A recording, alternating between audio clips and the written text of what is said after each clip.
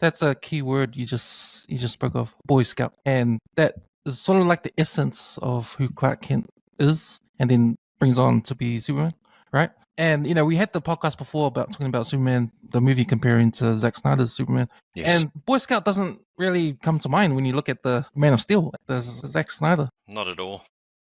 version, Not and at I No. think what's happened now is that it's timing. So between Superman 4, The Quest for Peace, and Man of Steel, I'm not including Returns, but in between there's sort of like a big gap, right? And we sort of lose or forget the Boy Scoutness of Superman, right? There's a big Yes. gap. But then Man of Steel comes and we're bombarded with this. When you talked about it last time, the aggressiveness of the Superman character, the darkness of him. We don't really see a human side of him. And when I say that, we don't see more of the Clark Kent side of that stuff. Like we're straight into Superman.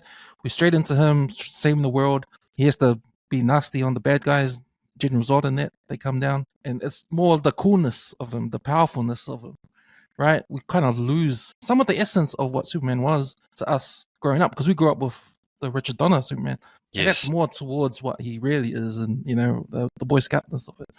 So it's good. So what I'm saying is, it's good that James Gunn has brought back that Boy Scout of of Superman and his character in this one, and you pointed that out correctly. Like, yeah, it's reminded me of Mm. who Superman's supposed to be. Yes. Oh, very much so. Like, you know, I mean, Clark Kent was barely. We talked a little bit about that last time, but he was barely a character. He became the Clark Kent persona was really the last few shots of that film, and he was pretty much the godlike being, the refugee alien, the kind of paranoid, antsy kind of character who was bullied as a kid. Like it's quite a dark, story.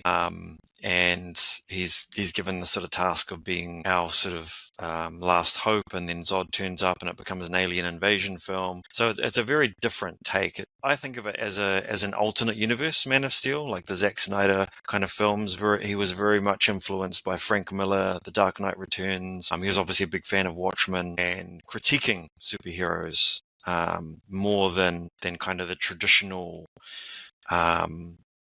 portrayal of the characters. I don't even know how much of a fan Zack Snyder was of Superman. I couldn't tell. I think he's a fan of the visuals. I think he's a fan of like